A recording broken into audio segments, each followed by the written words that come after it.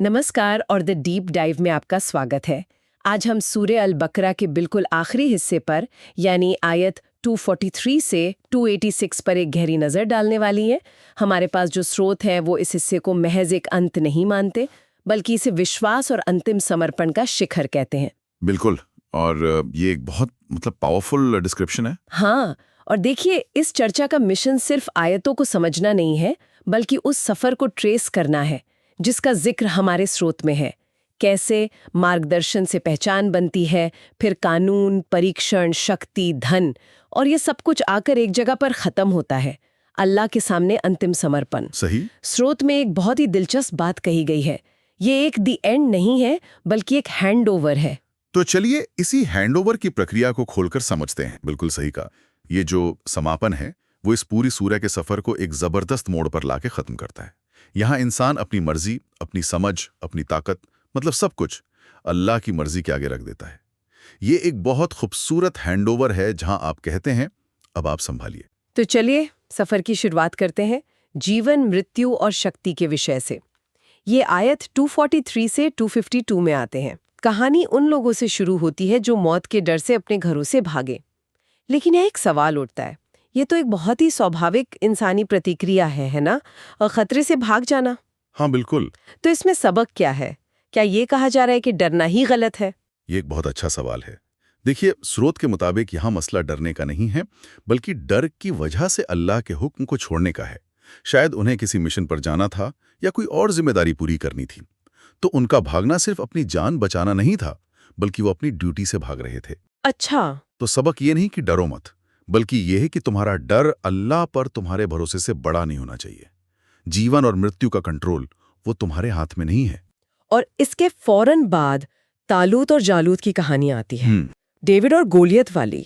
ये तो जैसे दुनिया के तर्क और अल्लाह के तर्क के बीच एक सीधी टक्कर है। बिल्कुल। एक तरफ बड़ी सेना, ताकत, हथियार, और दूसरी तरफ मुट्ठी भर लोग, लेकिन उनमें विश्वास है, अनुशासन है, भरोसा है। हाँ, और यहाँ स्रोत एक बहुत ही जरूरी सवाल उठाता है कि हम कामयाबी को नापते कैसे हैं। क्या वो कामयाब है जिसके पास ज्यादा पैसा या बड़ी सेना है, या वो जिसका अल्लाह पर भरोसा ज्यादा मजबूत है? ये कहानी हमें चुनौती देती है कि हम अपनी सफलता की परिभाषा को फिर से देखें। वो छोटी अनुशासित सेना जीत जाती है क्योंकि उनकी शक्ति का सोर्स इंसानी नहीं था, दैवीय था। बिल्कुल। और यहीं से उस सफर का अगला कदम शुरू होता है। इसके बाद आयत 253 पैगंबरों के बारे में बात करती है कि उनके पद अलग अलग थे, लेकिन संदेश एक ही था। मुझे स्रोत का ये फ्रेज बहुत अच्छा लगा, एकता बिना एकरूपता के। हाँ, और स्रोत इसे एक कदम और आगे ले जाता है। वो कहता है कि ये विविधता असल में अल्लाह की निशानी है, कोई गलती नहीं। जैसे एक बगीचे में अलग अलग फूल होते हैं ना, वैसे ही पैगंबरों के तरीके और पद अलग थे, लेकिन सबका न्यूट्रिशन, जो मूल संदेश था, वो एक ही जमीन से आ रहा था। और वो थी तौहीद। हाँ, एक अल्लाह का संदेश। अच्छा, जब मैं ये पढ़ रही थी तो आयत 255 यानी आयत अल कुर्सी पर आकर मुझे लगा कि यहाँ सब कुछ रुक गया है। इससे पहले कहानियां हैं, नियम है, लेकिन ये आयत तो एक सीधी घोषणा है। ऐसा क्यों है? इसकी प्लेसमेंट इतनी जरूरी क्यों है? बहुत अच्छा सवाल है, क्योंकि ये पूरी सूरा का, बल्कि कहूं तो पूरे विश्वास का एंकर है।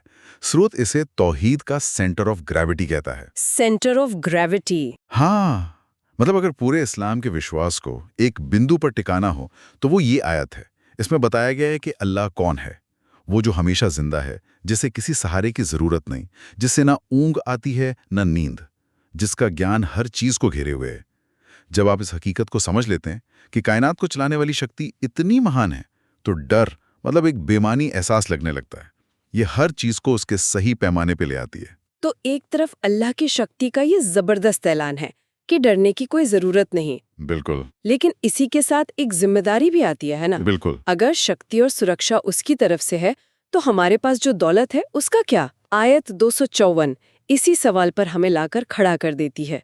उस दिन के आने से पहले खर्च करो। सही बात है। और स्रोत इसे एक बहुत ही दिलचस्प नजरिए से देखता है।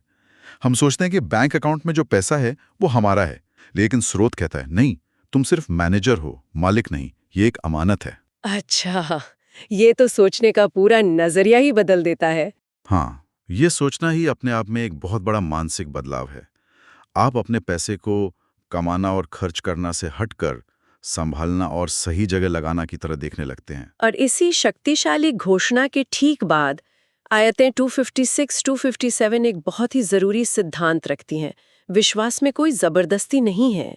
ये थोड़ा अजीब लग सकता है। अगर अल्लाह इतना शक्तिशाली है तो वो सबको मानने पर मजबूर क्यों नहीं कर देता? क्योंकि सच्चा मार्गदर्शन आकर्षित करता है, मजबूर नहीं करता। जबरदस्ती तो कमजोरी की निशानी होती है। स्रोत कहता है कि जब सच और झूठ का रास्ता बिल्कुल साफ दिखा दिया गया है तो चुनाव इंसान का अपना होना चाहिए।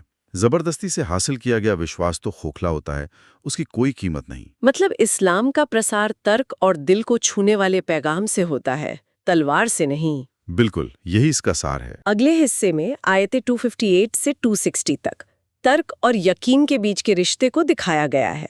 मुझे पैगंबर इब्राहिम और एक घमंडी शासक के बीच की वो बातचीत याद आती है, जहां इब्राहिम का एक सीधा सा तर्क उस राजा के अहंकार को तोड़ देता है। और यहाँ एक बहुत बारीक फर्क है जिसे समझना जरूरी है। विश्वास आश्वासन चाहता है, शक नहीं। इब्राहिम ने भी अल्लाह से पूछा था कि वो मुर्दों को कैसे जिंदा करता है, लेकिन ये शक की वजह से नहीं था, बल्कि अपने दिल के सुकून और यकीन को और गहरा करने के लिए था। तो स्रोत एक जरूरी सवाल पूछता है, क्या हम सबूत इसलिए मांग रहे हैं ताकि हम समर्पण कर सकें, या इसलिए ताकि हम बहस कर सकें? नियत ही सब कुछ है। ये बहुत गहरी बात है। अब हम एक बड़े हिस्से में आते हैं जो आखिरत की अर्थव्यवस्था के बारे में है। आयतें 261 से 274 तक ये खर्च करने के तरीके को बहुत विस्तार से बताता है कि इनाम कई गुना बढ़ता है, नियत सच्ची होनी चाहिए, और सबसे ज़रूरी, देने के बाद जताकर या तकलीफ देकर उसे बर्बाद नहीं करना चाहिए। इसका बुनियादी नियम यह है कि दान सिर्फ लेने वाले की मदद नहीं करता, बल्कि देने वाले को भी पाक करता है। ये कोई फाइनेंशियल ट्रांजैक्शन नहीं है, ये एक आध्यात्मिक सफाई है। आध्यात्मिक सफाई? हाँ, जब कोई बिना किसी उम्मीद के देता है तो वो अपने अहंकार और पैसे से अपने जुड़ाव को साफ कर रहा होता है। और फिर एकदम इसके उलट बात आती है रिबा यानी ब्याज की। स्रोत इसे सिर्फ एक फाइनेंशियल टूल नहीं कहता, बल्कि न्याय के खिलाफ युद्ध कहता है। ये बहुत भारी शब्द हैं। बिल्कुल, क्योंकि ये सिस्टम को अंदर से खोखला करता है। सोचिए, दान एक बगीचे में पानी देने जैसा है, जिससे हर पौधे को कुछ न कुछ मिले और पूरा बगीचा खिले। जबकि रिबा एक ऐसी पाइपलाइन लगाने जैसा है जो सिर्फ एक ही पेड़ को सारा पानी खींच कर देता है, भले ही बाकी सब सूख जाएं। स्रोत का तर्क है कि ये समाज के संतुलन को ही बिगाड़ देता है। एक मॉडल शेयरिंग पर आधारित है, दूसरा शोषण पर। तो यहाँ असल में दो अलग अलग पैसों के सिस्टम की बात हो रही है, एक जो समाज को जोड़ता है और दूसरा जो तोड़ता है। हाँ, और ये हर किसी को सोचने पर मजबूर करता है, क्या हमारी कमाई अल्लाह के न्याय के सिद्धांतों से मेल खाती है? क्योंकि आखिर में जवाबदेही तो तय है। जवाबदेही की बात चली है तो अगली आयत 282 कुरान की सबसे लंबी आयत है, और ये कर्ज और कॉन्ट्रैक्ट के बारे में है। मुझे सोचकर थोड़ी हैरानी हुई कि सबसे ज्यादा आध्यात्मिक किताब में सबसे लंबी आयत फाइनेंस और लीगल कॉन्ट्रैक्ट पर है ना? लेकिन ये दिखाता है कि आध्यात्मिकता और रोजमर्रा की जिंदगी अलग अलग नहीं है।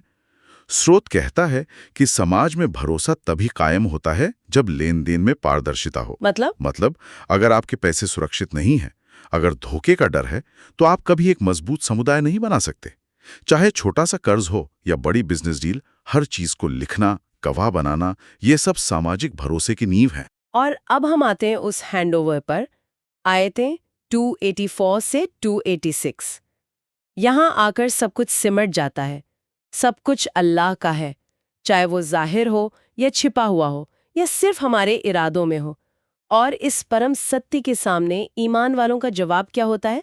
हमने सुना और हमने माना। ये है वो अंतिम समर्पण। और इस समर्पण का अंत देखिए, कितना रहम करने वाला और हिम्मत देने वाला है। ये सिखाता है कि किसी पर भी उसकी क्षमता से ज्यादा बोझ नहीं डाला जाता।